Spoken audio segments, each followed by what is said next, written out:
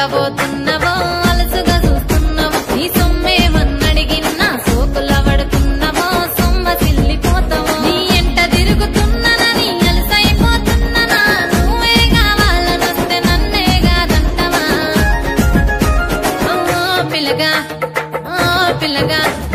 ఓ పిల్లగా ఎంకటేశు చూడకపోతుంటవో కానకపోతుంటవో నా పిల్లగా ఎంకటేశు చూడకపోతుంటవో కానకపోతుంటవో